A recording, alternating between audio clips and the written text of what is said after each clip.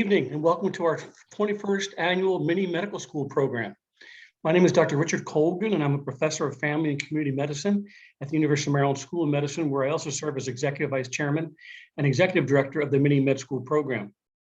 Special welcome to those of you who have joined us every year for this program. I see some familiar faces already on the screen, and those of you who continue to spread the word about mini med school to your friends and others in the community. We thank you for that. As you all know, COVID-19 has presented many challenges for all of us. To help combat the spread, we've chosen to host our fall mini med school program on Zoom, as we did last year during the height of the pandemic. This has created a unique opportunity for us to extend our program to community members, teachers, parents, and health professionals throughout the Maryland region and beyond. If this is your first time joining us for mini med school, thank you for coming. I'm confident that this year's program will provide you with a valuable insight on how to improve care for yourself and others. But I'll begin by sharing some background information on the University of Maryland School of Medicine.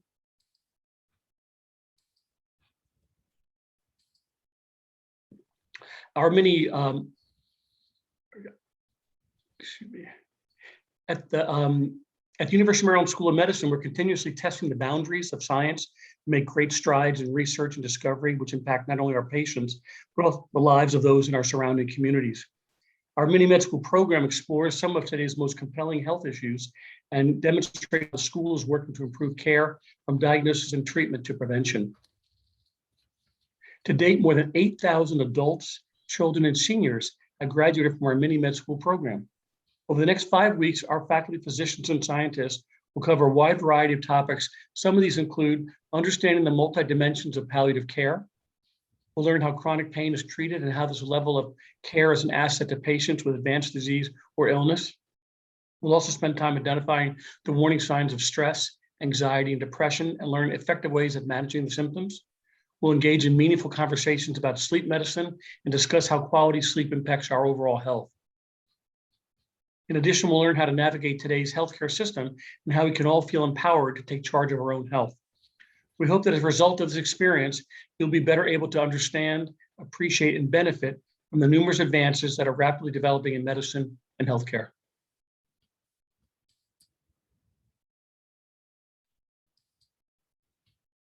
Thank you, Dr. Colgan. Again, a welcome to the University of Maryland School of Medicine's 21st Annual Mini Medical School. My name is Lauren Robinson, and I work in the Office of Public Affairs and Communications at the School of Medicine.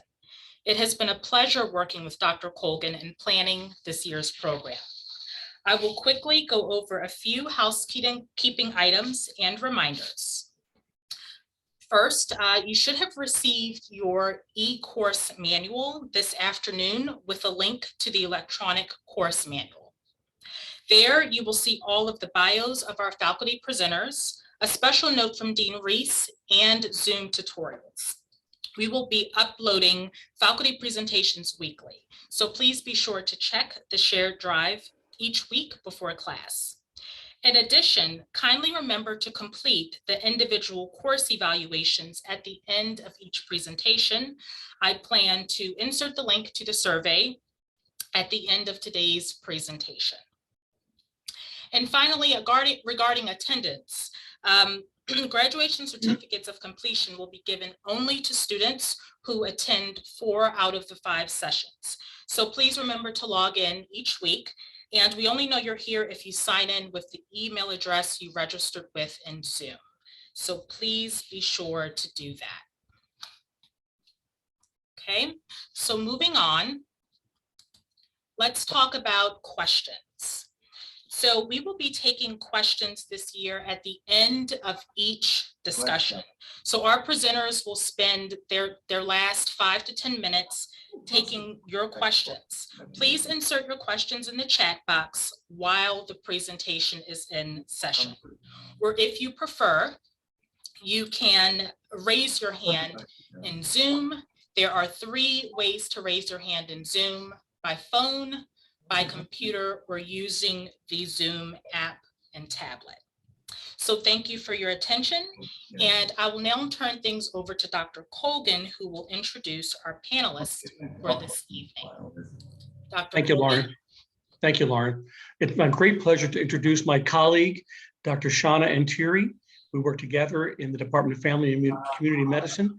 Dr. Ntiri is an assistant professor in the Department of Family and Community Medicine at the University of Maryland School of Medicine. She also serves as the medical director for the Baltimore City Cancer Program and the senior medical advisor for community outreach and engagement at the University of Maryland Greenbaum Comprehensive Cancer Center. She divides her time between direct patient care, teaching, community-based cancer control efforts, and research. Her research interests include health disparities, particularly in relation to cancer screening and the impact of community and primary care-based cancer screening initiatives for urban, underserved patient populations. Here to present the importance of routine health screenings, Dr. Shana Ntiri. Thank you, Rich. I appreciate that warm introduction. It's good to be here with all of you. First things first is trying to test out technology. Let me see if I can share my slides with you. And Lauren, maybe you can give me a thumbs up once we are good to go. Okay, You seeing everything okay? there we go. Wonderful. So, as Dr. Colgan said, the title of the talk is the COVID Checkup, Keeping Up to Date with Your Health, Cancer Screenings, and More. And this is really just an opportunity for us to check in and talk about a couple of things. And the time that I have, we're going to do a brief COVID-19 overview. I know a lot of the times people feel like they have information overload with COVID, but the information is constantly changing. And so I think it's good to touch upon that briefly. Then we'll talk about what is cancer, cancer in the US. We're going to do the 5 W's of cancer. For those of you who are returning students and have seen me present before, you will certainly see some information that may look familiar. Always good to get a refresher, and you can test yourself and see how much of this you remember. And for those of you who are new, I hope you learned some new information on breast, cervical, prostate, colorectal, and lung cancer. We'll touch briefly upon cancer disparities, and then I'll end talking about the Baltimore City Cancer Program, which is a program that is near and dear to my heart. As Ms. Robinson said, feel free to put questions into the chat as we're going along if there are any things that you want clarification on or want more information. And as we wrap up the talk, I will go through those questions. So as of today, Tuesday, October 19th, which I have to tell you, I have twins that turn 8 today, so I can't acknowledge the day without telling you that. But as of today, Tuesday, October 19th in Maryland, there have been a total of 551,807 cases of COVID-19 in Maryland since the pandemic started. In our state, Prince George's County is the county that has had the most cases at 98,912, followed by Montgomery County, Baltimore City, and Baltimore County.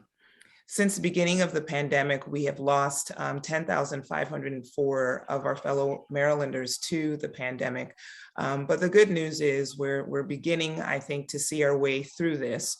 We've got almost 4 million individuals who are vaccinated in the state of Maryland. I can tell you that definitely being in Maryland in this pandemic has been something that's given my heart peace, because our state has taken the lead in terms of, I think, handling the pandemic as best as possible.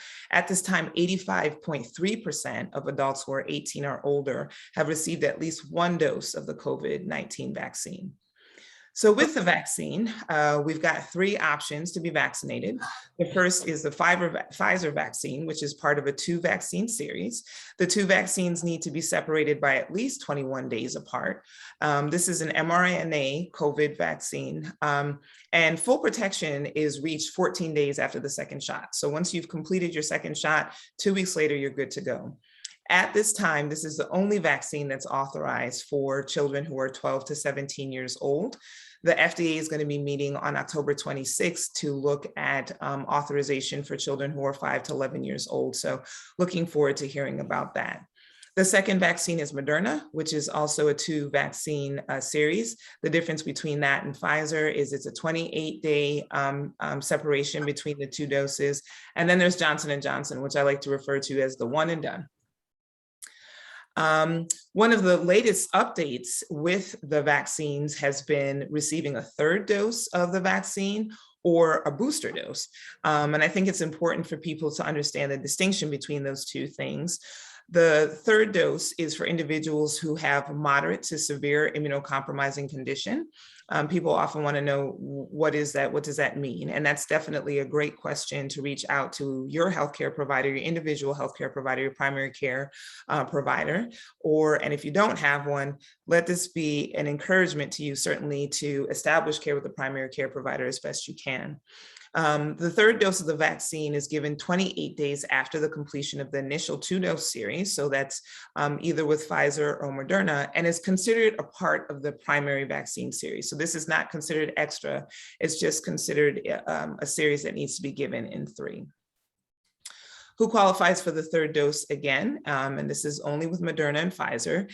Anyone who's receiving active cancer treatment. So I work with a lot of individuals who have had a former diagnosis of cancer and are now in the survivorship phase of cancer. And those individuals do not qualify for a 3rd dose simply based on the fact that they have a history of cancer. Anyone who's received an organ transplant and is taking medicine to suppress that can suppress their immune system. Anyone who's received a stem cell transplant within the last 2 years with moderate or moderate or severe primary immunodeficiency disorders such as DeGeorge syndrome or Wiskott-Aldrich syndrome. Advanced or untreated HIV infection. So again, this is not all individuals who have a diagnosis of HIV infection, but anyone who's got what is designated as either advanced or advanced or untreated. And then a person who is in active treatment with high-dose corticosteroids or other medications that can cause your immune system to be suppressed. Who qualifies for booster dose? Now, this is a much larger group of individuals. So the booster dose, which currently is only approved for Pfizer, should be given at least 6 months after the 2nd dose. So the first 2 Pfizer vaccines is going to be given 6 months after.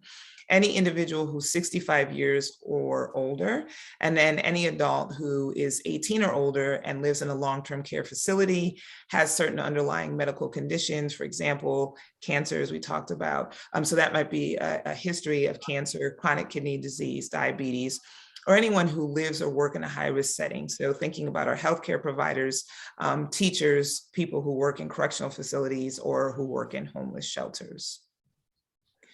So I think that the big thing to say to everyone is just, doing your best to keep you and your loved ones safe. I think, my older daughter, who's 11, often says, "Mommy, they told us it was just going to be 2 weeks out of school and then we were going to go back." And now, we're months in, it's continuing to go on. It's important that we stay vigilant and continue to keep ourselves safe. For those individuals who have not been vaccinated, of course, I encourage individuals to get vaccinated.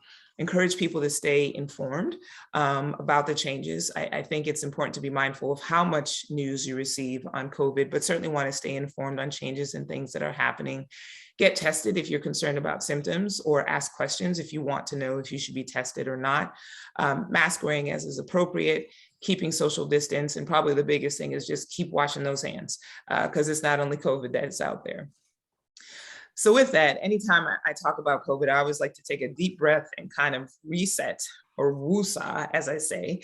4-7-8 is a breathing technique that's used for anxiety or just to reset oneself. It's definitely a good thing to do. So I'm going to ask everyone to kind of check in with themselves right now, taking a deep breath and count to 4. So deep breath in, hold it in for 7, 7, 6, 5, 4, 3, 2, 1, and exhale. A nice old long exhalation for 8. This is something as providers we're told, you can even do in the context of a visit if you feel like you need to reset or check in. So that's something you can put in your pocket and hopefully take with you. So now getting to keeping up to date with your health in the context of COVID. As a primary care provider, when the pandemic first happened, I think one of the biggest things that I was helping my patients with was mental health. I am a provider who does not work in the hospital, so I was not at bedside seeing patients. I certainly was in communication with patients who were in the hospital and family members of patients who were in the hospital. And anxiety, depression were huge things that we were managing and helping to patients to navigate with. And so I think it's really important that we all very consciously check in with ourselves and understand where we are in terms of our mental health. When you need to pause, breathe, as we talked about the 4-7-8, understand how you and your body are feeling. It's important to take breaks from upsetting content. I try to check in with the news with an app on my phone, but I don't watch a whole lot of news because sometimes that in itself can be anxiety provoking. Taking care of your body. We're going to talk about some of the ways to do that.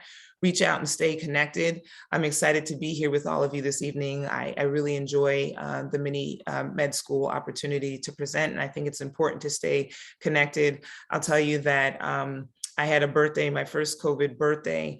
I reunited with friends via Zoom that I hadn't seen in years, and it's been really nice. And I think that's one of the silver linings or good things that we've gotten. And making sure that you make time to unwind, to intentionally make sure that you give your brain a break and do things that allow your body to just kind of relax, release, and restore. If you get to a place where you're feeling overwhelmed, you're trying to do those things and you feel unsafe, I think that's definitely a reason to reach out to your primary care provider or to reach out to any religious person in your family or in your circle or any friends or family that you have, just to say, listen, I think I need a little bit help to do more. It's important that we don't try to get through this on our own. Taking care of your body, what are some things that you can do? Exercising is a good one. And I always like to say to folks that exercising doesn't have to mean going to the gym. If you're a gym person, great, go to the gym, knock yourself out. If you're a runner, if you're a walker, great, that counts too. If you're not, you can be at home and put on some music and dance. That also counts as exercise, doing the stairs in your apartment building, going for a lap around your building, anything. It's just about trying to get your body up and moving. If you are a person who needs to stay seated, staying seated and getting your arms up and going, all of those things count. Eating healthy as well, I think is important. Sleep, and making sure that you're getting quality sleep. And if you're not getting quality sleep, to reach out and ask for advice and tips on how to do that. And avoiding overuse of alcohol, tobacco, and other drugs, certainly. Sometimes that is a way that people try to make themselves feel better. I was one who thought it was very interesting that in the beginning of the pandemic, a lot of things shut down, but liquor stores were still open. And so, I think initially there was an understanding that people relax and relate in different ways, but I think we, again, want to be very mindful of what it is we put into our bodies and how we put things into our bodies. So, when the pandemic first happened, there were a lot of doctors' offices that closed and weren't available for what we call routine healthcare.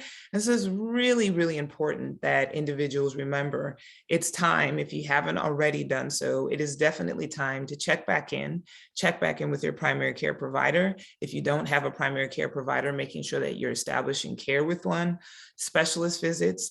Remember, again, if you can't do in person, if you don't feel comfortable doing in person, if you don't have time to do in person, you can do telehealth. Sometimes hear that, hey, telehealth is hard, people don't have access. And I like to brag that my oldest patient who I do telehealth with is 92 years old, and I absolutely enjoy her visits. Telehealth can be with video, but it can also be by phone. There are lots of ways to reach out. And so if you're not in contact with your doctor, please reach out and make sure that they find a way to connect with you. Getting back into the dentist, it's amazing when you have visits that should happen every 6 months, how quickly 6 months or 2 years can go by. So making sure that you are up to date on any dental care as recommended. Eye exams, I got my new glasses this year. I'm in my progressives now. It took me a little while to acknowledge it was time to do that, but getting an eye exam and making sure that your eyes are healthy. Chronic disease follow-up, and that can be so many things: hypertension, diabetes, weight management, depression, anxiety, obesity, asthma, the list goes on. Making sure that you're staying up to date with these different conditions if you have them. Making sure that if you have a new diagnosis that you're informed, you have an opportunity to ask questions, you're taking your medications regularly, you're monitoring at home as much as you can. We've done a lot of work in our office, the office that Dr. Colgan and I work in, to make sure that patients have the ability to check their blood pressure at home, so that we can do telehealth visits. You can check your blood pressure at home and let me know what it is if you're not able to get into the office. So we've really come up with a lot of ways to make sure that people can maintain their health, even if they're not able to be in person as much as they would want to. Immunizations, COVID-19, we've talked about that, but it's also time to get flu. And there are the routine vaccines that individuals need to be getting as well, such as Shingrix, which is prevention of shingles, or the reactivation of chickenpox, pneumonia vaccines. So make sure if you have appointments that you canceled, procedures. I've even had patients who put off procedures such as knee replacements and hip replacements. It's time to get those back on the books. Cancer screenings, we're going to talk about those in quite a bit more detail. So your pap smear, your mammograms, your colorectal cancer screenings, and anything else that you can think of. It's time to get those done, and just want to make sure that you're thorough in terms of what it is that you're doing. So going to transition now to talk a little bit more specifically about cancer and some cancer statistics to get us started. So number one, cancer is the second most common cause of death in the United States, exceeded only by heart disease. More than 1.9 million new cases of cancer are expected to be diagnosed in 2021. About 609,000 Americans are expected to die of cancer in 2021.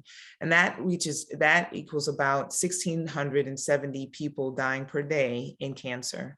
I think it's important to follow that up with saying that currently there are over 16.9 million Americans with a history of cancer who were alive on January 1st, 2019, diagnosed many, many years ago, and have no current signs of cancer. So that's one of the amazing things when you look at healthcare and areas that we've made significant strides in. I think cancer care is one of those things where a diagnosis of cancer certainly does not need to be equated with death. People can live and live well and have quality lives after diagnosis of cancer, particularly if cancer is diagnosed early. Can cancer be prevented? It sure can, by doing a lot of the things that we're talking about in terms of taking care of your body. For all racial and ethnic groups, 42% of cancer cases and 45% of cancer deaths could potentially be prevented with the uptake of healthier lifestyles. I think those are really, really important numbers for people to be aware of. 42% of cancer cases and 45% of cancer deaths. That's almost half. Could potentially be prevented just with the uptake of healthier lifestyles. About 1 in 5 cancer cases is related to tobacco smoking alone. So by quitting cigarettes, stopping tobacco, cigars, those types of things, you are making an amazing and awesome choice in terms of favoring your health. The combined effects of excess body weight or obesity, alcohol consumption, unhealthy diet, and physical activity also contribute to this. And many infectious causes of cancer are preventable through vaccination, behavior change, and early treatment of infection, which we'll talk about in the next few slides. Cancer and COVID-19. As we said, in Maryland to date, we've lost 10,504 Marylanders from COVID-19 since the pandemic began in March of 2020. In contrast, 10,790 Marylanders will die this year in 2021 from cancer.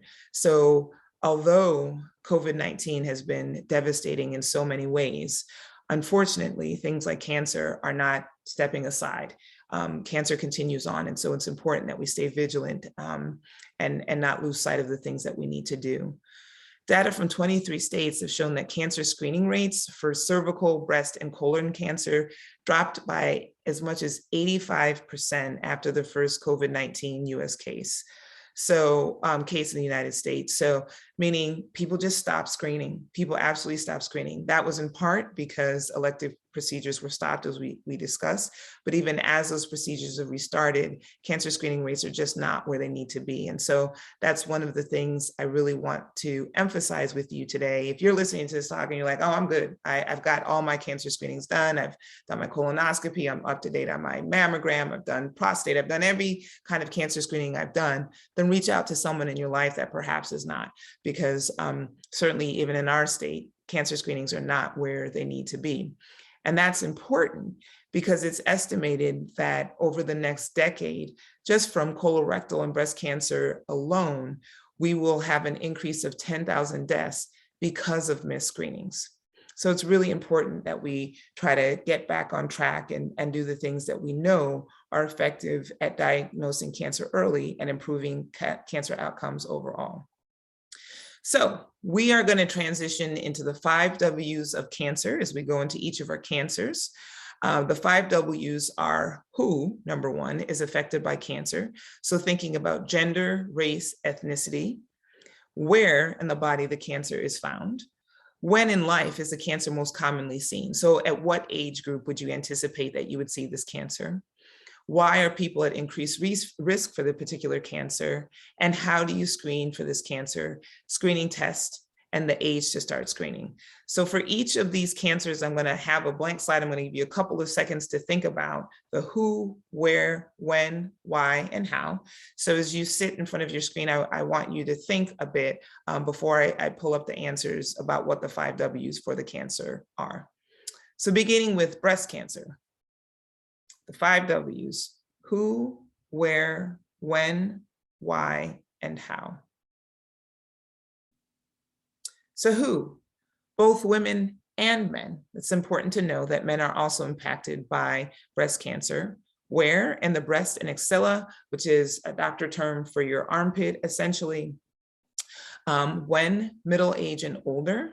Why? So risk factors for breast cancer include obesity, physical inactivity, alcohol, breast density, smoking, hormone therapy for hormones, for menopause, and also genetics. I always like to tell people that we do talk about family history for breast cancer, but really family history at this point in time with our current knowledge only accounts for about 2 to 4% of breast cancers. So the majority of individuals who are diagnosed with breast cancer do not have a family history of breast cancer. How do you screen for breast cancer? Typically with mammogram. It's also possible to screen with MRI. Screening starts between the ages of 40 to 50 years old, depending on recommendations from a physician and an individual's decisions as well in terms of when they would want to start screening. Previously, there were recommendations for clinical breast exam and self-breast exam as other strategies to screen for breast cancer. For the most part, those recommendations have fallen by the wayside, largely because they're not as effective as other forms of screening for breast cancer. In 2021, in the United States, there will be nearly 290,000 new cases of invasive breast cancer in women, followed by nearly 2,700 new cases of invasive breast cancer in men. So again, it's important to remember that breast cancer can occur in men. I actually have an uncle who's been diagnosed with breast cancer. 44,130 women are estimated to die from breast cancer in 2021. Breast cancer is the second most common malignancy among American women, only after skin cancer. Again, it's very important for individuals to know that there are more than 3.1 million breast cancer survivors in the United States. So a lot of women who are diagnosed with breast cancer go on to become cancer survivors and to live full, long, quality lives. 6 of 10 cancers are diagnosed at a local stage. And when a cancer is diagnosed at a local stage, the 5-year survival rate is 99%, meaning if a person is diagnosed with breast cancer in 2021 and their cancer is diagnosed at an early stage, we would fully expect that in 2026, that individual will be living and living well. I do think it's important to point out that breast cancer is less likely to be diagnosed at a local stage in African Americans, and that's one of the contributors to the higher morbidity and mortality rates that we do see in African American women when it comes to breast cancer. Breast cancer screening.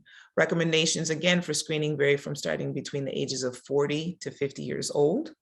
About 1 in 10 women who are screened have an abnormal mammogram, but of that 1 in 10, only about 5 of these women will have cancer. So the majority of women who have an abnormal mammogram will absolutely not have cancer. And I think that's important to know because it can be very anxiety provoking for a woman to go and get a mammogram and have an abnormal result. And I've had to talk to patients who said, I don't want to go back because I don't want to get bad news. But I think it's important, again, for folks to know, for the majority of people who go back to get follow-up screening, they will not have an abnormal result. They will be okay. Screening mammograms have resulted in reduced breast cancer mortality since 1989. There's been an overall reduction of 20 to 40% in breast cancer mortality, which is huge. Detection of local stage in 61% of cancers. So again, most cancers are diagnosed at an early stage with a 5-year survival rate of 99%. That's important, not only because women survive longer when they have a cancer diagnosed early, but it also means that the treatments that are provided for cancer are less invasive and less treatment may be required. So early detection really is key when it comes to cancer screening. Barriers to screening mammogram. This is actually information from a study from 2014, so way before COVID. But one of the #1 barriers to getting mammogram done is finding the time to schedule, remembering to schedule, or having to take care of either a young person in the family or an older person in the family. So again, I really want to emphasize in the context of COVID that it is key that we get screenings done. We are fortunate that we live in Baltimore City. We've got locations throughout the city of Baltimore, throughout the state where cancer screenings can be done. We've got hospital-based screenings. We've got ambulatory sites that do screenings, which is nice because it means that individuals have the opportunity to get screening done in the evening, screenings to be done on weekends and those types of things. So even if you've got a busy work week, you can get cancer screening done or breast cancer screening done outside of typical business hours. Moving on to cervical cancer. So again, the 5 W's of cervical cancer. I want you to think about who is affected by cervical cancer, where in the body is cervical cancer found, when in life is the cancer most commonly seen, why are people at increased risk for this particular cancer, and how do you screen for this cancer? So, cervical cancer is specific to women, and that's because the cervix is a part of the uterus. When typically middle-aged women, and why? The human papillomavirus, or HPV, it's an infection that can be caused, it's sexually transmitted, that if left untreated can ultimately lead to cervical cancer. How do you screen? With a pap smear with HPV testing or an HPV test alone, and screening typically starts at 21 years old. In 2021 in the United States, there'll be an estimated nearly 15,000 new cases of invasive cervical cancer, and about 4,290 women will die from cervical cancer. That number always makes me very sad to know that we continue to have women who die from cervical cancer, because it is certainly preventable, it is certainly diagnosable at an early age, and it's certainly treatable.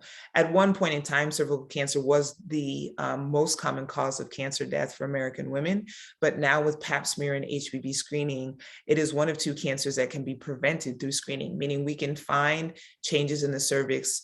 We call these precancerous lesions that can be treated before it becomes a cancer. And if we find lesions at the precancerous phase, we can get rid of that affected tissue and the lesions never have to progress to cancer. Cervical cancer tends to occur in midlife and is most frequently diagnosed in women between the ages of 35 and 44.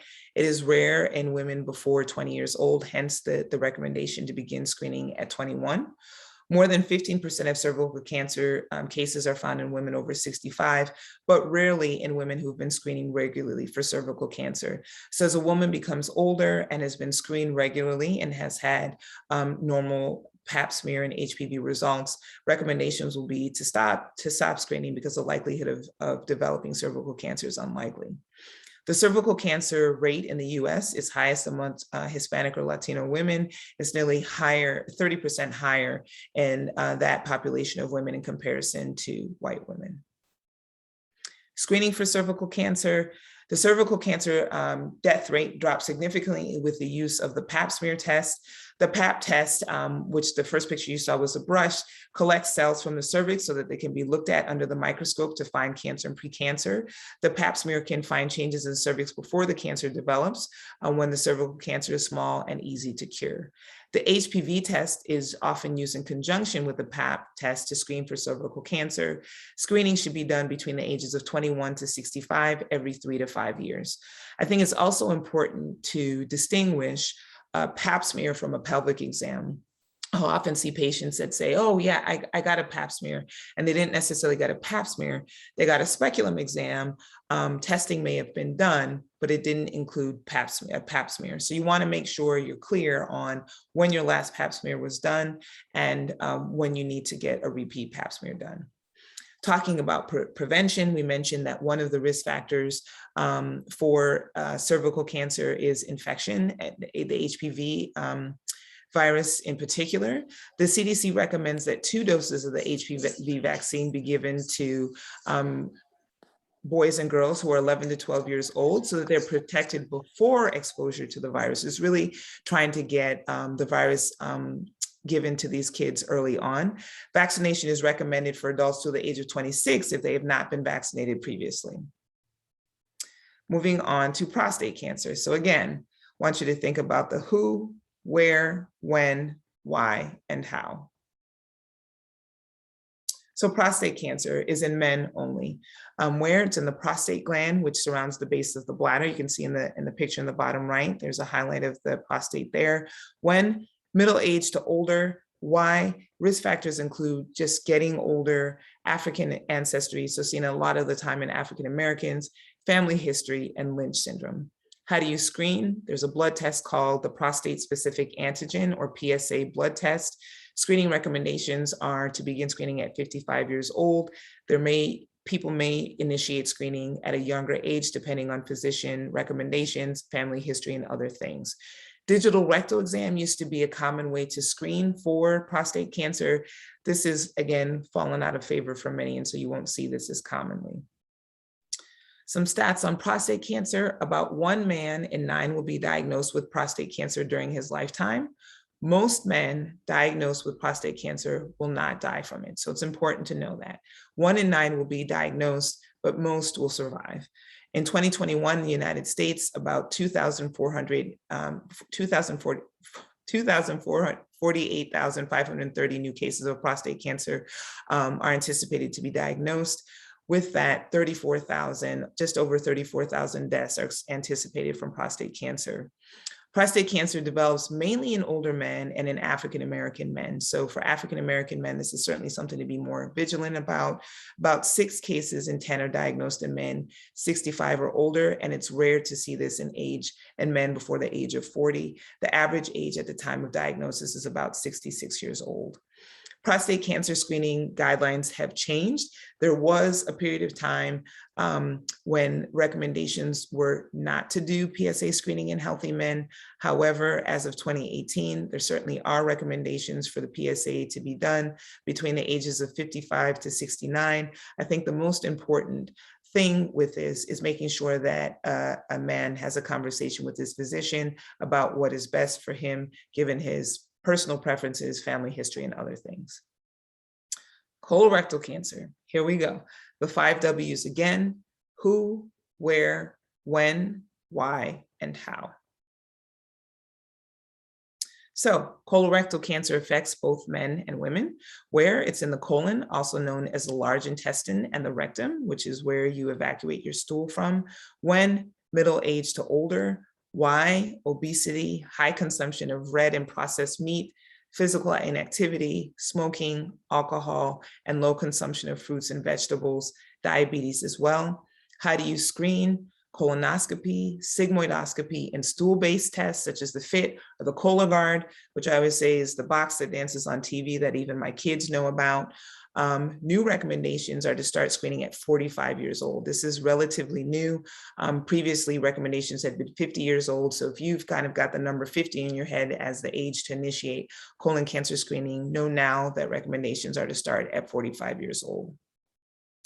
In 2021 in the United States, there are estimated to be about 104,270 new cases of colon cancer, about 45,230 new cases of rectal cancer, and nearly 5,300 deaths from both colon and rectal cancer. The lifetime risk of developing colorectal cancer is about 1 in 22 for men and 1 in 24 for women, so not that different. African Americans have the highest rate of colorectal cancer compared to any other racial or ethnic group.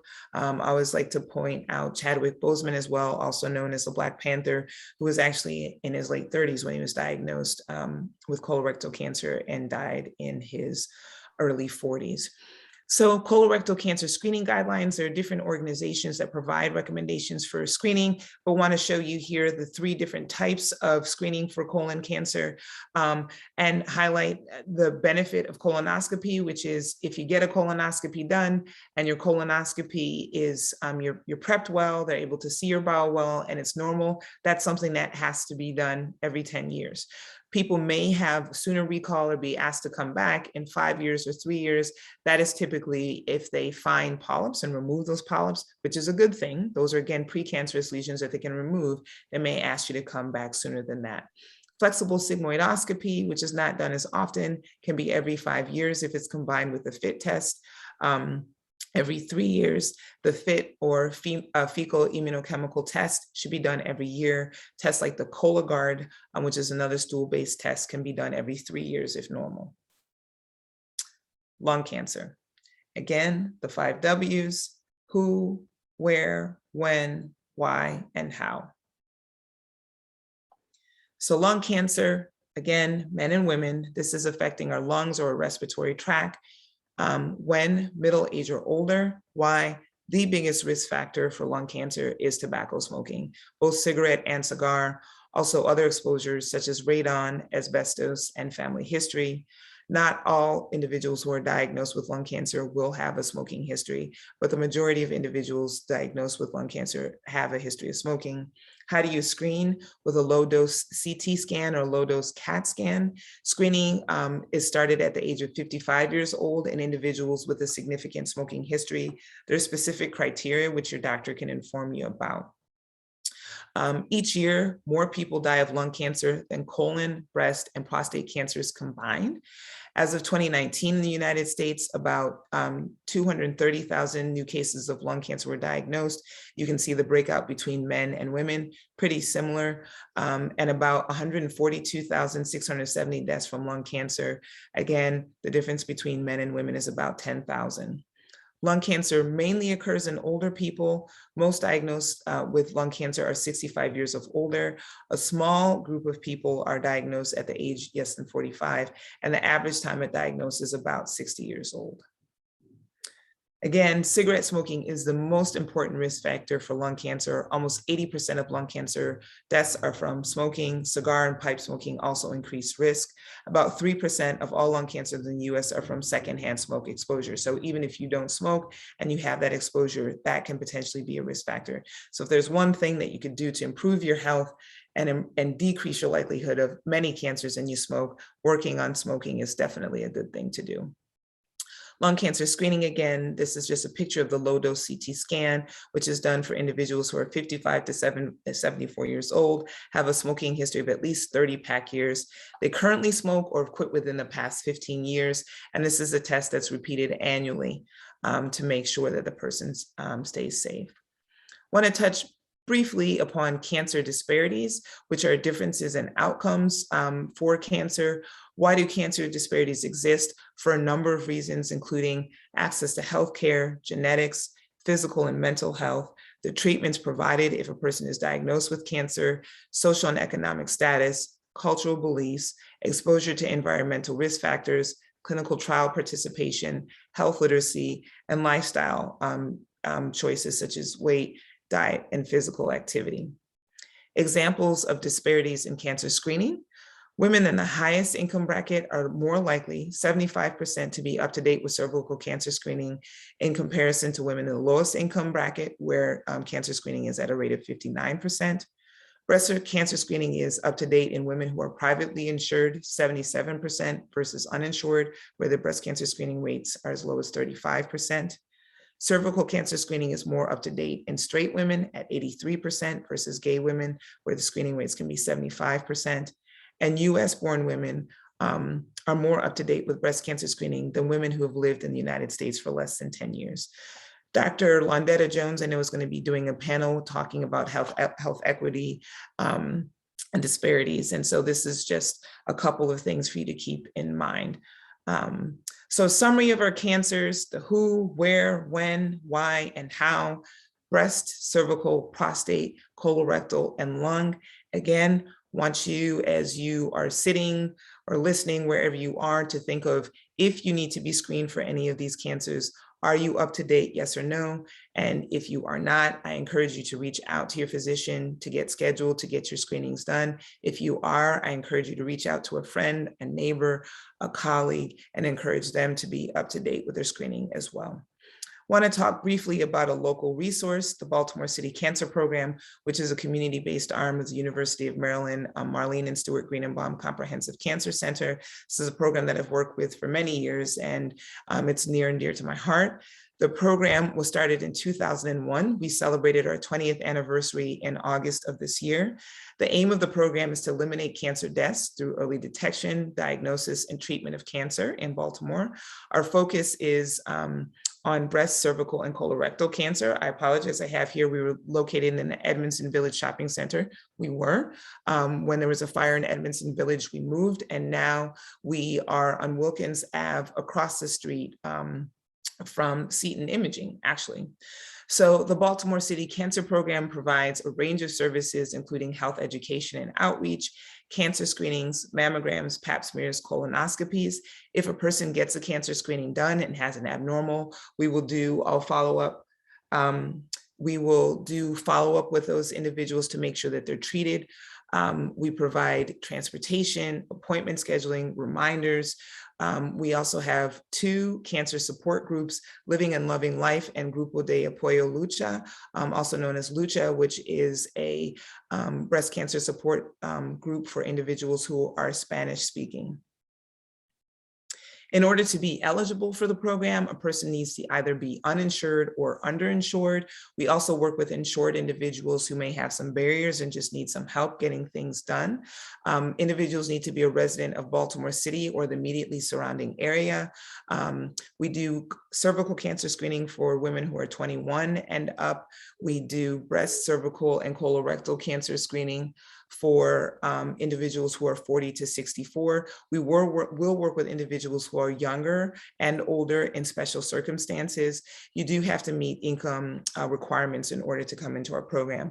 I would say to individuals, though, if you have a question, if you need help, feel free to call. There are programs throughout the state of Maryland. We're very familiar with those programs. So even if you're not a resident of Baltimore City, or you're not sure if your insurance status makes you eligible or not, or you've got insurance pending. We recently took care of a patient who was in the hospital, needed to get some workup done before her insurance was instated. So we were able to help her continue on with her care so she didn't have to wait until her insurance became active. So if you ever have a question, you're certainly encouraged to reach out to the program. Here is the information for the Baltimore City Cancer Program. There's a number, 410-328-HOPE or 4673, as well as our website.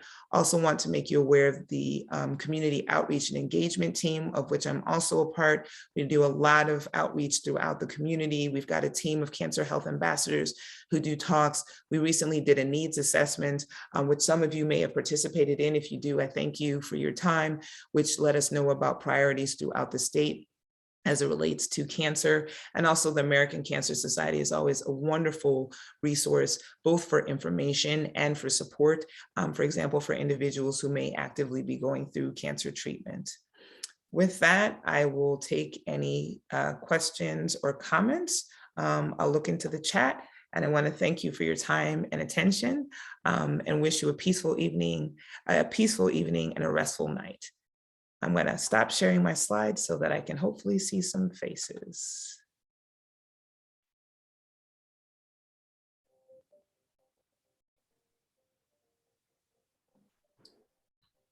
Wonderful. Thank you very much, Dr. Ntiri. Again, everyone, feel free to put your questions in the chat, or if you would like to ask your question, you can be asked to unmute, and I will go ahead and unmute you.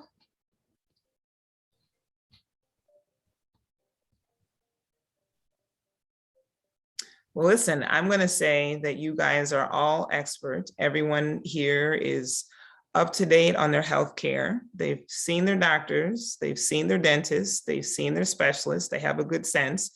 And if that is the case, then I send you all out as ambassadors on my behalf to make sure that, again, we encourage others to get this done. I mean, it's been quite the marathon, and we want to make sure that people are taking care of themselves. Wonderful. I have a question. Sure. Good afternoon. My name is Tony McCollum. Hi, Tony. I just been diagnosed with breast cancer. Mhm. I had back in July, and I had two surgeries back in August. I had a breast tumor, which was malignant. It was cancerous. Okay. My question is, I have a son, so I wanted to know, should my son, he's in his 30s, so should he go and be tested for breast cancer as well? Sure. That's a very good question. Thank you for sharing, Tony. I am always honored to talk to a person who's walked their journey and had cancer. I'm happy to hear that you've had your surgeries. When it comes to testing for your son, genetic counseling is typically what we talk about. Anytime we have a family member who's actually been diagnosed with cancer, that's actually the individual that we would want to get genetic testing done first. Because you want to know if the individual who's had the history of cancer actually has any known genetic link. Once that information is had, then you can pass that on to your son or any other family member, and they can say, this is my family member who had a history of cancer. This was their genetic testing. Can you now test me and see if there's any linkage there? So that's a really important question. And that's what, yeah, I would encourage you to reach out to your providers and ask to speak, and even your primary care provider could put you in contact with a genetic counselor. And that's a very important thing to do. So thank you for that question. Thank you. I'll be starting my chemo in about maybe in about a week or so. Okay. I'll be starting chemo, my treatment. Yes. Okay. And I'll tell you too, Tony, you know, I call October the month where the pink ribbons are in bloom. There are a ton of activities going on for breast cancer awareness. I'm participating in a lot of them. We have Ruth Travis that I work with, is a cancer health ambassador who is doing a bunch of events throughout Baltimore City on Saturdays. And we also, like I said, we have our breast cancer support group. So if that's something that you would be interested in at all, you can certainly email me and I'd be happy to get that information. Ruth comes out with her pink boxing gloves, which is a lot of fun. And it's great energy. It's great energy. Okay, thank you. Thank you for your presentation. Thank you. Thank you for your question and time. Take care of yourself. You as well. Thank you. Dr. Ntiri, looks like we have a question in the chat. Sure. Let me pull that up. So I think the question here is, what is the cutoff age for getting Pap smears? Yep. So what is the cutoff age for getting Pap smears? The typical age is 65 years. However, again, that depends. It's 65 years with the understanding that a patient has had 3 normal Pap smears before that. So when you're in your 30s, 40s, 50s, and 60s, you'd be getting Pap smears at intervals of 5 years if you're getting both the Pap smear and HPV test. So assuming that a woman has had 15 years of normal Pap smears, at the age of 65, we could stop. If I had a patient who walked into my office and said, you know what, I was in mini med school and I had never gotten a Pap smear and I decided to begin Pap smear screening, then we might not be ending at the age of 65 because we want to make sure that we had normal testing appropriately. But typically it's 65 years old. And thank you for the other comments as well. I appreciate it. I have a question in terms of cancer. Okay. Mine was diagnosed with cancer as well as myself, prostate cancer. And 25 years afterwards, he passed away with cancer in his brain. What is the likelihood of getting another form of cancer after you've had one? Sure, that's a great question. What is the likelihood? It depends. So I guess there are multiple ways to answer that. There are what we call syndromes. So there are certain people that might be at high risk for cancers. So as Tony asked a question about genetic testing, we think about the BRCA gene, which you guys might have heard of, or BRCA1 and 2, which is a gene that could put an individual at higher risk for both breast and ovarian cancer. So if you are a person who's got a genetic disposition such as that, you might have a high likelihood of getting breast and ovarian cancer. And there are things that people will do in order to prevent those things. There's also the possibility of having what we call a primary cancer. So you could have something like a breast cancer that could then metastasize, which is a doctor term for spread to another part of your body. So that could happen. You can also have individuals who have two primary cancers, meaning they have a breast cancer, and like you're saying with your friend, 25 years, they have another cancer that's completely unrelated. And so what are the chances? It really depends on what are you talking about. Are you talking about a cancer that's spread or metastasized and reoccurred, which there's always the likelihood of that happening. Once an individual is diagnosed with cancer, we continue to do what we call surveillance, meaning we'll watch that individual to make sure that we keep them healthy even once they've completed their cancer treatment, because we want to make sure that cancer spreads no further. It may also depend on the stage at which an individual was diagnosed. So mention that early diagnosis is key. When you find a cancer early on, it means that it's a higher likelihood that it's a smaller cancer, and so a lesser likelihood that it's spread. If you have a cancer that has spread, then it can be in other parts of your body. The brain is a part of the body that cancers commonly spread to, can also go to organs such as your liver and your bones and different things. And so it may actually all be the same cancer. I don't know what the case was with your friend, and I'm sorry to hear of your loss. But that's the answer. It's kind of very individual and depends on what's happening with that individual. I have a question too. Is ovarian cancer hard to diagnose? And if so, why? Great question. Yes, it is. So we talked today about, let me see if I can remember we talked about breast, cervical, colorectal, lung, and prostate. Those are all cancers that we have screening tests for. I did not talk about ovarian cancer. We do not currently have a screening test for ovarian cancer. You might say, why? Because we've heard about ovarian cancer and heard that it can be a very significant and serious cancer. In order to offer a screening test, it's got to be a good test, meaning it has to be a test that if we do it, number one, it's affordable for everybody that would need access to it, that it's accurate. I think everyone kind of understands in the context of COVID, like we don't want a screening test that doesn't work, right? If you screen me, I want the test to work. And also if we screen, we want to know that it's going to change outcomes for the individual. Screening for a cancer and then saying, well, we don't necessarily have the treatments or we're not going to change your outcomes is not good. And so there is no screening test for ovarian cancer because right now we just don't have the technology to catch ovarian cancer early on and to be able to treat it early on. So I think that's another one of the challenges with ovarian cancer is that even if a patient is diagnosed, the treatment as far as ovarian cancer just haven't come as far along as they have for other cancers such as breast, colorectal, and those types of things. All right, Dr. Ntiri, it looks like you have a couple more questions in the chat. We probably have time to take probably one more question. Okay, let me see. If you've been treated. So I can really quickly to Ms. Meeks, if you've been treated for cervical or ovarian cancer with a hysterectomy, should you continue GYN care? Absolutely. That's easy. As a follow-up question on the pap smear question, when does a pap smear? So pap smear testing starts at the age of 21. Things do change. You have young daughters and would like to put it on my radar. So thinking about the age of 21, if your daughters are young, think about HPV vaccination, which would start at the age of 11. And can you recommend any supplements, vitamins, or foods that prevent cancer?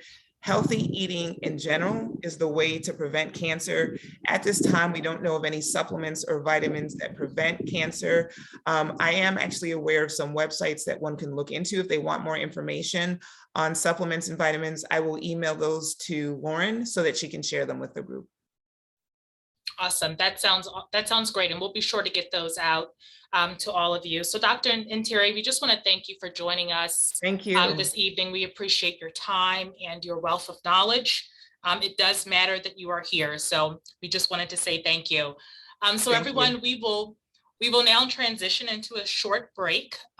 We will break for about 5 minutes and then resume at 7:05 for our next session. So this is a good time to grab some water, maybe stretch your legs.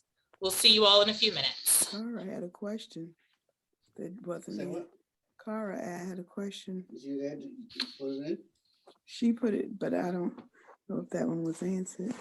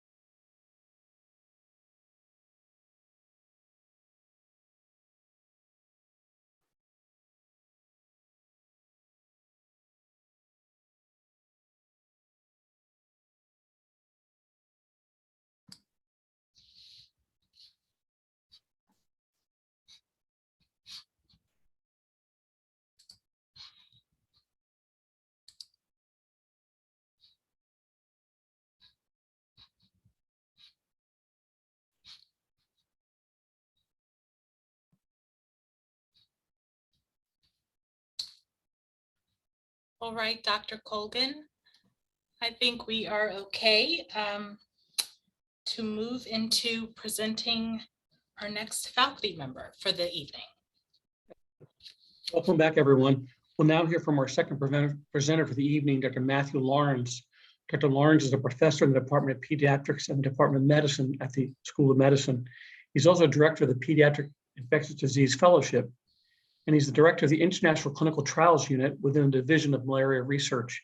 As a pediatric infectious disease specialist, Dr. Lawrence's primary research interest is vaccine development. He conducts studies at the Center for Vaccine Development and Global Health at the School of Medicine and at international sites in Mali and Malawi. Please note Dr. Lawrence will be taking questions during the last 5 to 10 minutes of his presentation. Please insert your questions in the chat box while the presentation is in session. And here to provide an update on where we are now with the COVID-19 pandemic, Dr. Matthew Lawrence. Thank you so much for that kind introduction. And just to say, I'm very excited to be with you this evening. I'm getting my screen together now, so hopefully you'll be seeing it soon. Is the screen displaying appropriately for you? Yes, it is. It looks great, Okay. Dr. Lawrence. Great, thank you so much. So thank you for your time and really honored to be with you this evening and spend time. I know you could be doing many other things, but I'm always excited to share any knowledge that I have. And certainly there is a lot that we've learned over the past year and a half about COVID-19, and I'll try and condense some of that for you this evening. So first of all, my disclosures. This activity will include discussion of some investigational vaccines and products that are not yet approved for use by the FDA. So if I talk about them, it doesn't mean that I'm implying endorsement. It doesn't say that I think you absolutely should take this vaccine or that vaccine. I'm also an employee at the University of Maryland School of Medicine. I don't have any investments or interest in any product or company mentioned. And I'm currently an investigator for the phase 3 trials of COVID-19 vaccines manufactured by Moderna and Novavax. So that's the legal stuff out of the way. And now just to give you an overview of what I plan to talk about. So what we'll discuss first, the pandemic and SARS-CoV-2 virus, just a little bit more about details, and then current trends in Maryland and around the world, and then the US approach to vaccine development. I'll next talk about vaccines authorized for use in the USA, and I'll end with treatment options as well as future directions. So that's the general outline of the talk, and we'll dive right in. So first of all, just to clear up some terminology, what is a pandemic? So we hear this word thrown around the news all the time, but what exactly does it mean? So a pandemic is a type of an outbreak. So what is an outbreak? So an outbreak is where you have a higher than expected number of cases of a certain disease in a specific location and time. So an example of an outbreak would be like chickenpox at a daycare center. That would be an outbreak. A pandemic is a type of an outbreak, but another type of outbreak is an epidemic, where it's a sudden increase in cases of a disease that's happening in a certain location and time, but not really widespread. We're not going to use Baltimore as an example because we don't want it to happen in Baltimore, but say another city in another state, several daycare centers experienced chickenpox outbreaks all at the same time. That would be considered an epidemic.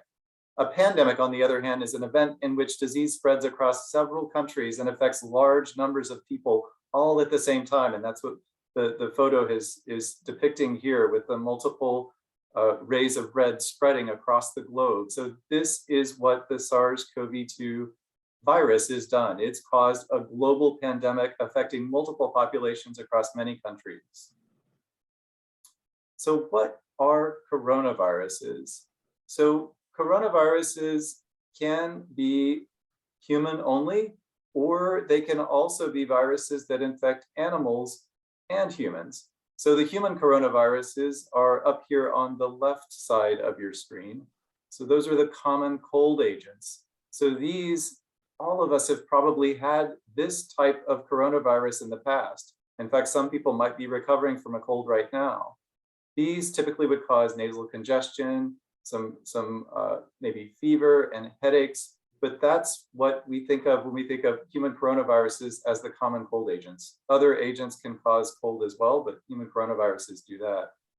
Some of the coronaviruses actually can infect animals as well as humans. And when they jump from animals to humans, they can be associated with global crises. And I've listed a few up here. The first I'm listing is the first SARS, which is also known as severe acute respiratory syndrome. That's what SARS means. And it was caused by a coronavirus in 2002, mostly affecting people in China, Hong Kong, Taiwan, and Canada, and Singapore. It also affected a few in the United States. Those individuals, about 10% of individuals who caught that died. Next, the next coronavirus that caused infection in animals and then to humans was MERS. And that is what was identified in mostly Saudi Arabia and went, we think, from camels to humans. And that caused about 35% of people who got that disease to die. And then in 2019 was when SARS-CoV-2, the current COVID-19 pandemic, came about with about 0.5% to 3% case fatality. So these are three of the most recent coronavirus pandemics or diseases of global importance that have occurred recently. So let's talk about SARS-CoV-2, the cause of the current pandemic. So if you look at the picture on the left, you see a human cell in this sort of red portion on the lower left of the screen. And then you see a coronavirus particle as a circle with tiny little spikes surrounding it. The spikes are kind of hard to see. You'll have to use your imagination, but they're a bit blurry. But each one of these individual spikes is comprised of a spike protein. And why is that important? Well, the spike protein is what helps the coronavirus attach to a human cell. And that is required for that coronavirus to invade a human cell and cause infection. So we don't want that, right? We don't want the human cell to become infected. If we look closer at the bottom right of the screen, so this sort of depicts it in a cartoon with the spikes, you can see them because an artist has drawn them. But the spike is what attaches to the human cell on the bottom here. The ACE2 receptor in the human cell is the receptor. And that is how that virus enters into human cells and replicates and causes disease. This on the top is what's called a crystal structure of that spike protein. And many scientists have been studying this to find out the importance of it and the importance of the immune responses against it. I'll talk about that a little bit later with vaccines. So if we sit back, we can think about the timeline of the COVID-19 pandemic. And I don't know if you can remember where you were, but in late December of 2019 was when the CDC became aware of an unusual case in China where individuals had respiratory symptoms. And on and on and on until later in or early 2020, the CDC confirmed the very first case of COVID-19 in Washington state. And very quickly, Wuhan was closed off. The World Health Organization issued a global health emergency. The US followed suit. And then China's COVID-19 death rate was very high as of February last year. The California cruise ship outbreak occurred with 21 positive in March of last year. And then Maryland's first cases were declared again in March of last year. Further, in March, the public schools closed in Maryland, and Maryland's first death was declared on March 18th. As of today, the totals in Maryland, we've experienced since the beginning of the outbreak over 500,000 cases of COVID-19 and almost 11,000 deaths across our state.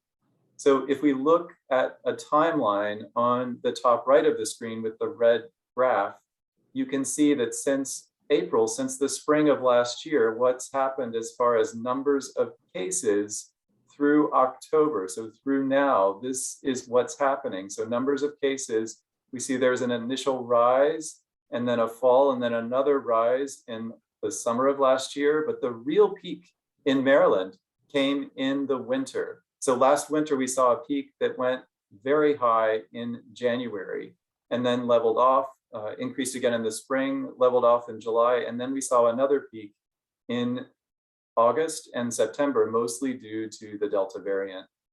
And what we see on the bottom are the deaths that followed along the same course in time. And we see that early in the pandemic, there was a very significant spike in numbers of deaths. And that's because we really didn't have medicines or ways to treat COVID-19 that were well established. This was a new virus, it was a new pandemic, and the best practices weren't really known. So what has happened across the world? So as of yesterday, the World Health Organization looked at the numbers of cases in all countries across the globe. And unfortunately, the US wins as far as the numbers of cases of COVID-19 of any country in the world. So the US has documented over 44 million cases since the outbreak began. India is number 2 with 34 million, Brazil number 3 with 21 million, the UK and England 8 million, and Russia 8 million, Turkey 7 million. So the US clearly has documented the most numbers of cases of COVID-19 globally. But when we look in the US, who in the US is experiencing the most numbers of cases, the most hospitalizations, and the most deaths?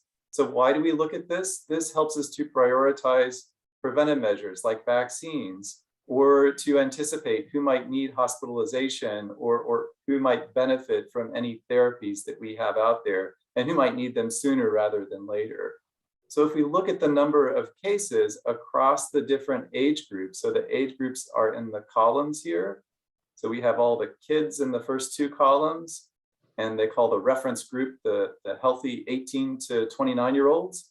And then with increasing ages, all these represent increasing ages. But if we look at the first row here, the numbers of cases, compared to the healthy 18 to 29-year-olds, everyone's pretty much at the same risk for COVID-19. So that makes sense because all of us could get COVID-19 disease. It's highly contagious.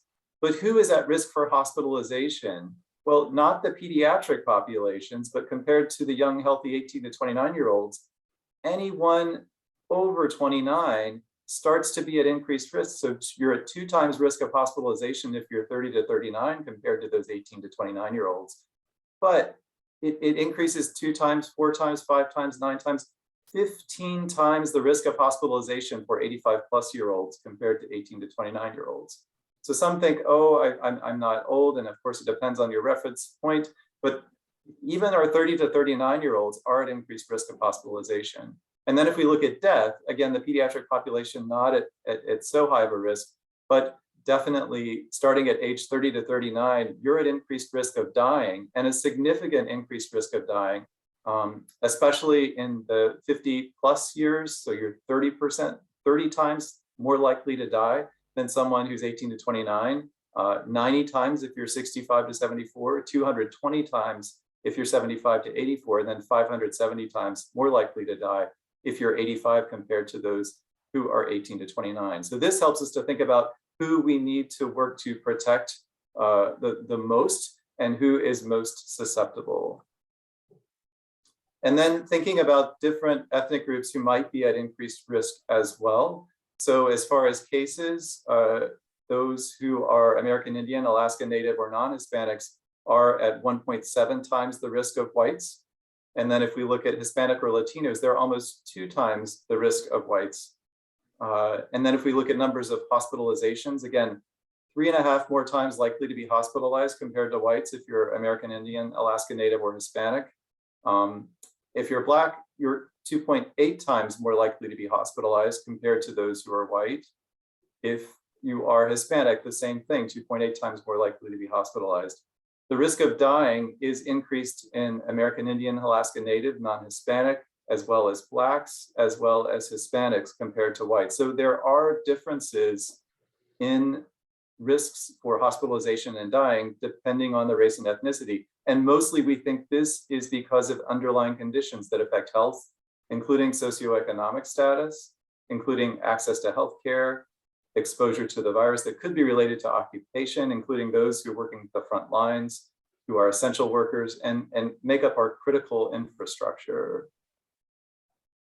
So how do we protect these individuals? What do we do? Well, there was a rush to create a vaccine because of the increased risk of COVID-19, the increased transmission, and the increased numbers of people who are dying from it. So how are vaccines developed? I'll just run through this briefly. First, we start with lab and animal studies, and those are termed preclinical studies. So you have an idea, you first develop it, and then you test it in the lab. You look at animals to see if they're safe and if they develop an immune response.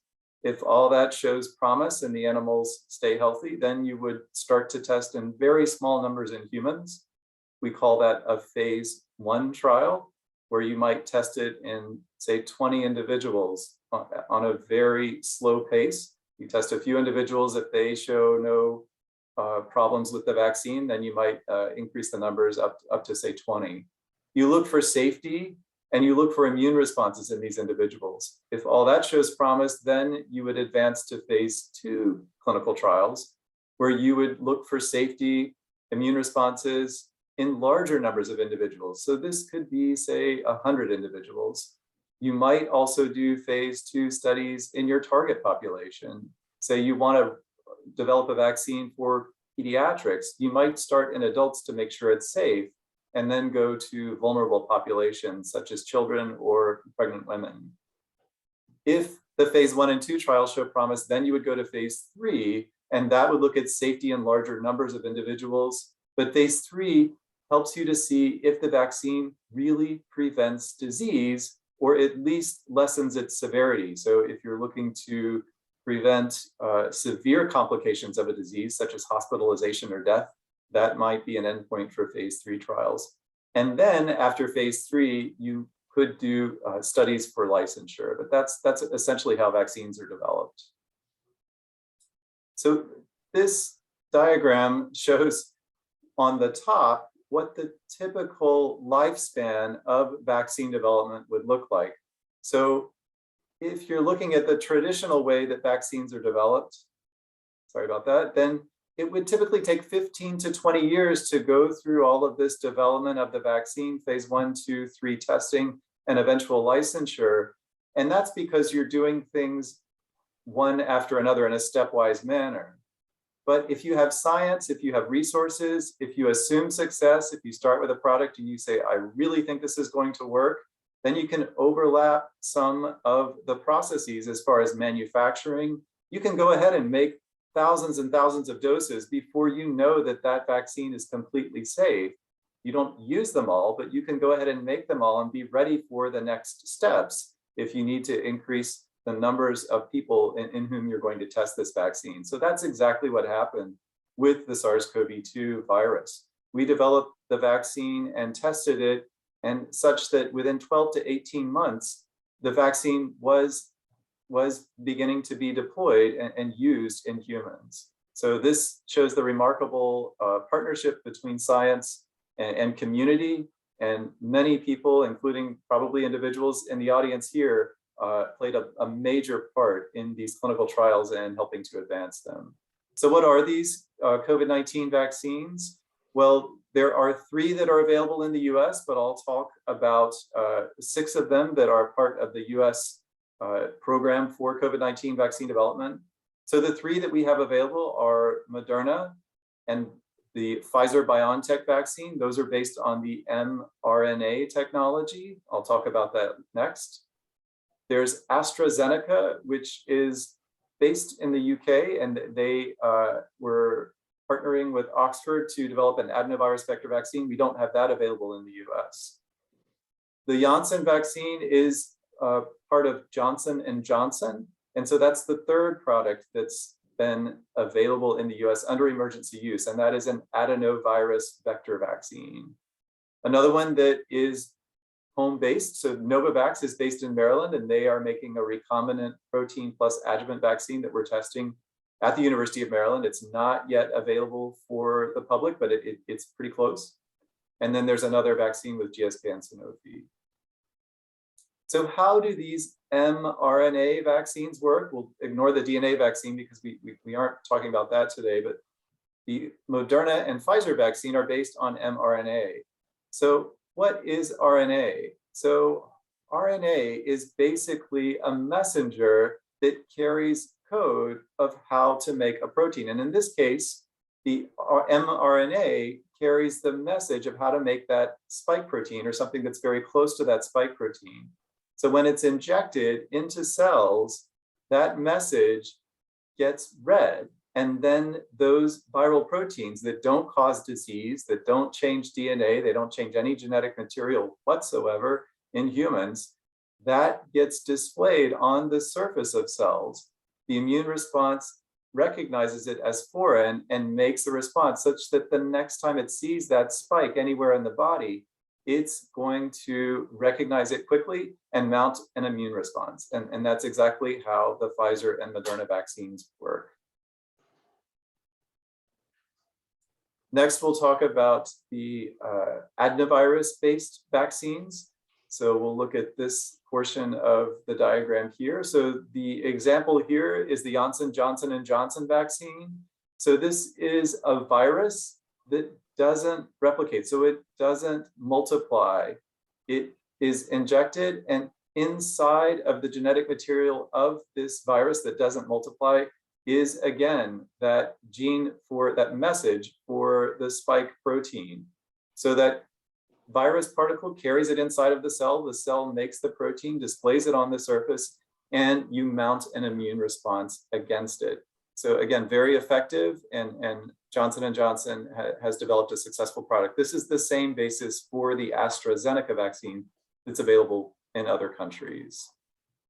So then next we'll talk about our protein subunit vaccines. So this is the one that I talked about made homegrown in Maryland by Novavax. So you actually take the spike protein itself, and then you add it to what's called an adjuvant, something that boosts the immune response, so that when you inject that protein and the immune booster, the immune system recognizes it as foreign, makes an immune response against it, so that when you see the SARS-CoV-2 virus in the future, you're going to recognize it, mount an effective immune response, and avoid complications, including hospitalization and death. So that's the basis of the vaccines we have available in the US. So just to talk a little bit about our center. So the Center for Vaccine Development at the University of Maryland has been heavily involved in development of these vaccines.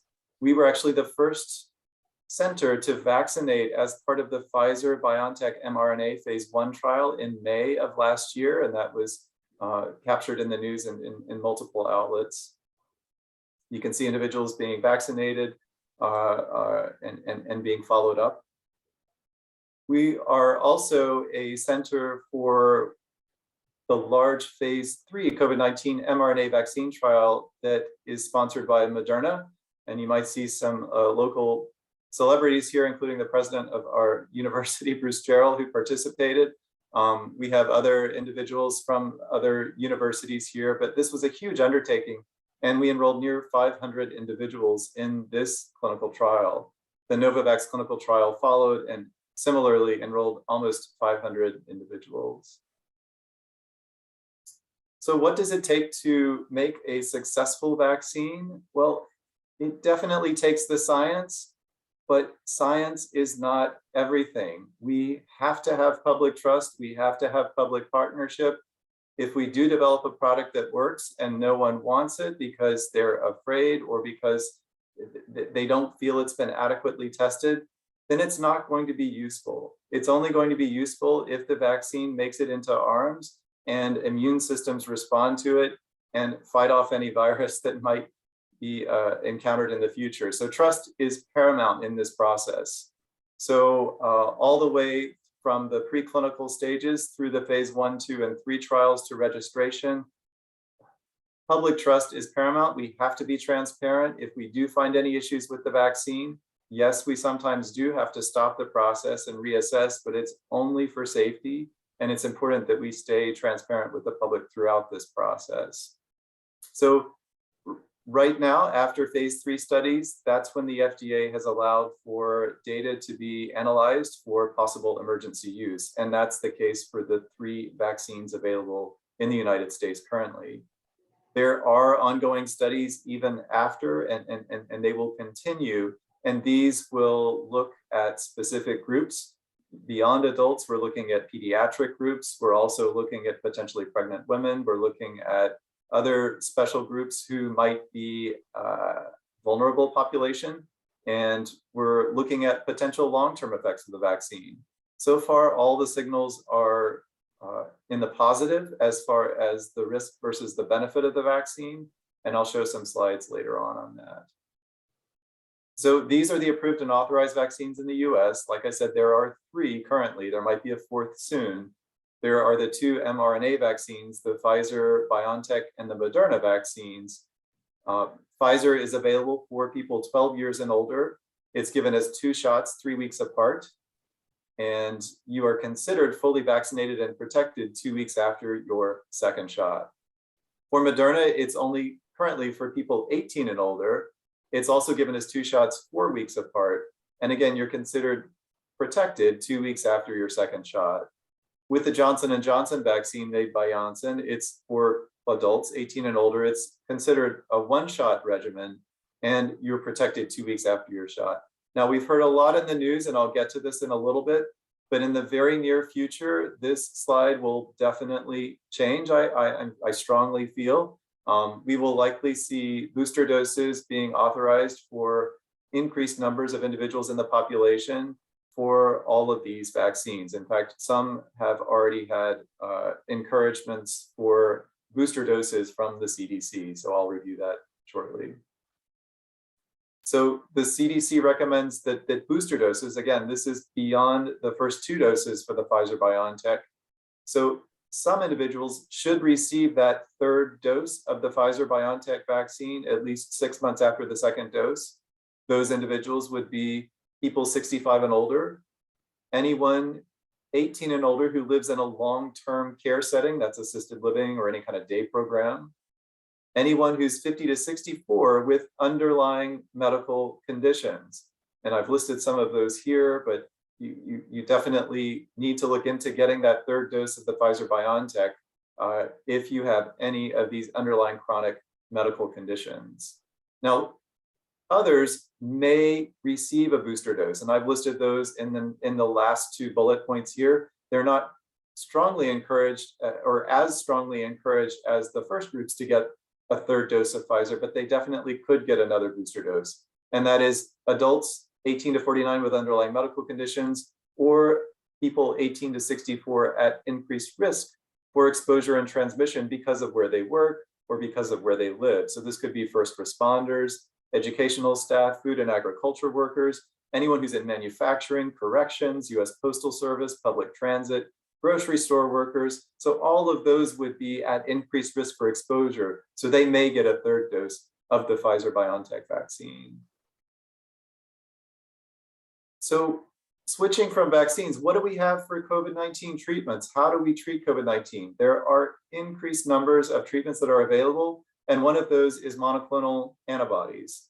So antibodies, what are these? They are naturally made in our bodies to fight infection. This is what a vaccine can stimulate, but we definitely have antibodies that can be manufactured that mimic what's happening in nature in someone's body. So these monoclonal antibodies are developed in a lab. They help us to fight infection. And in fact, there are nearly 100 that are already FDA approved to treat a variety of conditions, including cancer, some autoimmune diseases, and they are being studied for treatment and prevention of COVID-19. I'll talk about a few of them next.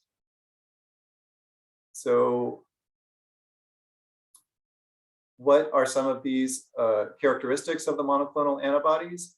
Well, we know that these monoclonal antibodies work best early in the disease process. They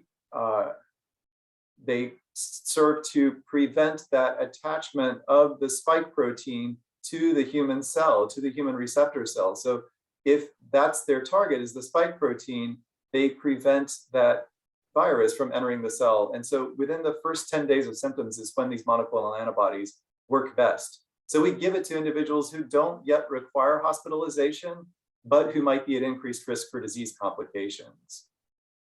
It also has been shown that monoclonal antibodies can prevent the complications of COVID-19, including hospitalization, intensive care unit admission, and death. Some of these are listed here: belanivimab plus atezolizumab, casirivimab plus imdevimab, and sotrovimab. So these are funny sounding names, but they all end in MAB, which means monoclonal antibody. And that's what they're used to treat. As far as antiviral medications, we do have an antiviral called remdesivir, and I'm going to show you a video just real quick of what it does. Let me start here. All right. So this is the action of remdesivir and how it works. So this is the virus strand, and what does the virus do in the human body? It tries to replicate. So that's what this red circle here is doing. It's replicating this whole strand right here. And so when it gets, it's making more copies of itself right here. Remdesivir is the black that comes in and stops that replication process, breaks off that piece of virus that it's trying to generate, so that the copies it makes are incomplete and they're not compatible with viral replication. So that's the mechanism of action of remdesivir, the antiviral drug for COVID-19. Get back to where I was. Thanks for being patient here.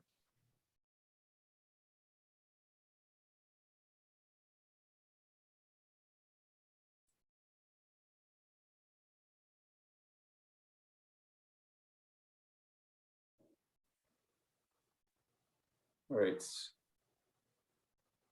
I think I'm on the wrong screen here.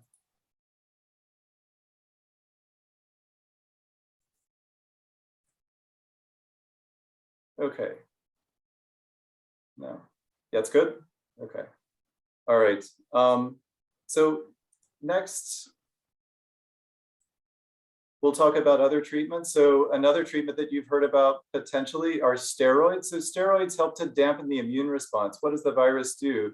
It stirs up the immune response so strongly that you get an inflammatory response to the virus. That happens later in the disease process. So steroids are effective, but they're typically given later.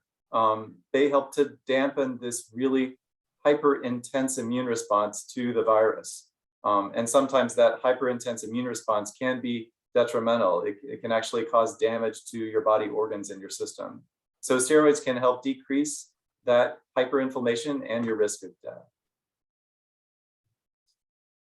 So that's it for the treatments for COVID-19. But before we close, I just want to show you what's happening as far as data that shows what protected individuals who are vaccinated are benefiting from versus those who aren't vaccinated. So if we look at the months since the spring of this year, and individuals who are unvaccinated are shown in black, and this is up until September, and those who are vaccinated with the different vaccine products, whether it's Johnson & Johnson, Pfizer, or Moderna, what their incidence of disease or death is over time. So when we saw Delta start to peak, the Delta variant of SARS-CoV-2, those who were unvaccinated had a really high peak of disease and of death. There was a small peak in individuals who were vaccinated. They're not absolutely 100% completely protected, but the risk is significant, such that those who are vaccinated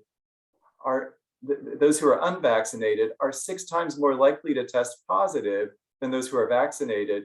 And those who are unvaccinated are 11 times at greater risk of dying from COVID-19 than those who are vaccinated. So vaccination offers a significant amount of protection. No matter which vaccine was given, they all showed protection against this Delta variant.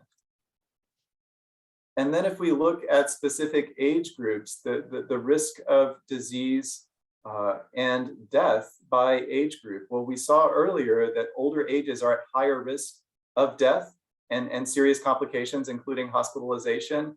And they're also showing here that those who are vaccinated in the 50 to 79-year-olds, they're in the solid lines down here, they're much less likely to experience COVID-19 than during the Delta wave than those who are unvaccinated, aged 50 to 79. So a huge difference, similar to what we saw on the previous graph.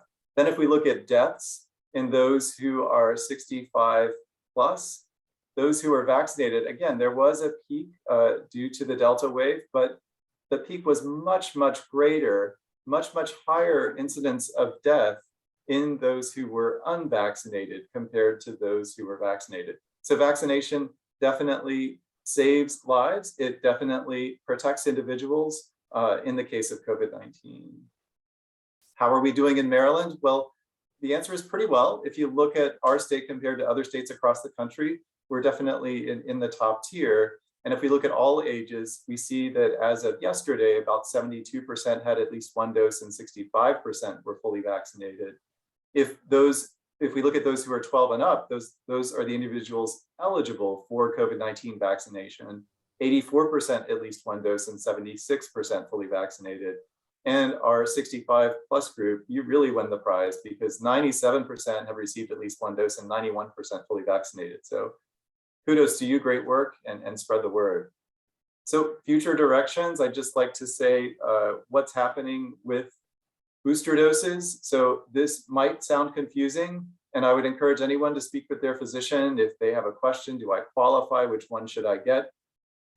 We've only heard recommendations about the Pfizer-BioNTech vaccine boosters, but in the very near future, the FDA is likely, and even this week it could happen, they could recommend that Moderna and Johnson & Johnson also receive boosters. Their advisory committee has met, and we might hear about that soon. So if you've already received Moderna or Johnson & Johnson, sit tight, probably another couple of weeks, and you'll hear more direction as to whether or not you can go ahead and get a booster shot there. There are additional vaccines. I talked about the Novavax vaccine that's coming up soon. And very soon also, we hope to hear about vaccination of additional groups. Our school-aged kids, aged 5 to 11, I've got one in my house. We are hoping that they can be vaccinated, and the FDA is planning to meet later this month to discuss that. And then we would march down to even younger kids, so younger than age 5. There are ongoing studies that look at those groups too. More antiviral medications are expected, and these would reduce the risk of hospitalization and death. And in the news lately, we saw the high success of an oral pill that can be taken instead of intravenous remdesivir. So an oral pill might soon reach the market that could do the same work as the antiviral that's given in the hospital. So again, great news. So in summary, we have safe and effective vaccines to protect against COVID-19 disease and death. We do have treatment that's available. Some treatments should be given before the disease worsens because that gives the best outcome. You can give treatments after hospitalization that are still effective. We do have safety systems in place to look at our vaccines and therapeutics, as many are still under investigation and have shown significant promise. We know that a combination of preventive measures work together to prevent COVID-19 transmission, disease, and death. So multiple strategies are best when you have someone who's at high risk. We also know that team science and cooperation are the very key to advancing treatment and prevention of COVID-19. So just to let you know, we are involved in additional studies at the CVD of COVID-19 vaccine trials, and you can sign up online if you're interested. The website is there. You can also call our phone number. We're on the internet. So really, thanks to you so much. I know this is a later evening presentation, and you could be doing many other things, but really, I appreciate it and happy to take any questions. Thank you.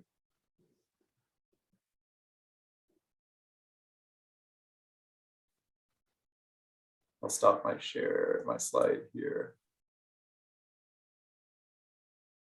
All right. It looks like there's already a question in the chat, so I can go ahead and start with that unless someone has a question they want to shout out. All right, so someone is asking, I got the Moderna vaccine, can I get the Pfizer booster? And that's a great question. And yes, we will be hearing more about that in the coming days. And I'm convinced that we will see a lot of flexibility as far as vaccine schedules. If you started with one, it's likely you could get boosted with another one. That information has not yet been released, so we don't yet have the full backing of the FDA or the CDC to say you can boost with a different product. But I think likely that probably is coming soon, but we can't give that recommendation yet. I think we'll hear a lot more about boosters in just the next few weeks.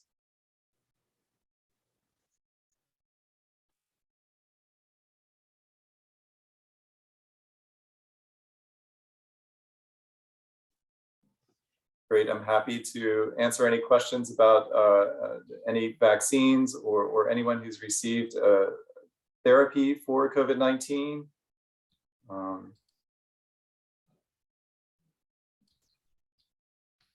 Also to encourage people, if you do receive another dose of a COVID-19 vaccine, there's a way you can be a part of the safety surveillance for vaccines. There's an app you can download on your phone. It's called Be Safe. And you can submit any potential feeling or reaction, or if you have, any type of symptoms that you're having after vaccination, you can report that directly to the CDC. And it's a way for citizens to take part in the safety surveillance so that if the CDC receives multiple reports of any side effect, they definitely would investigate. So it's called Be Safe. And definitely something you can be a part of. So think about that if you are going to get another dose of COVID-19 vaccine. So another question in the chat, is it true if you've had COVID and got vaccinated, you become a stronger fighter of COVID? Absolutely, absolutely. And what we've seen in studies, and there are more studies that have provided data for that, but we see that even those who've recovered from COVID don't achieve the same immune responses as those who are vaccinated. And those who've recovered from COVID can still have a boost in their immune system after vaccination. So just because you've had COVID and recovered does not mean that vaccination won't do you any good. It will do you a lot of good, and it will provide you more protection than just the disease alone. Thank you for that question.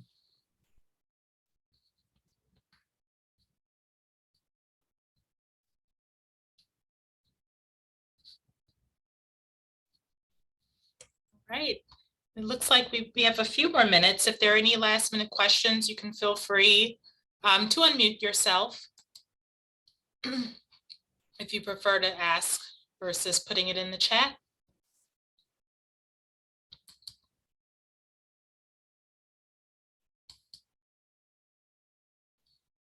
Alrighty, well, if there are no more questions, we want to take this time to thank Dr. Lawrence for your time and for your level of expertise. We really do appreciate you joining us this Tuesday evening.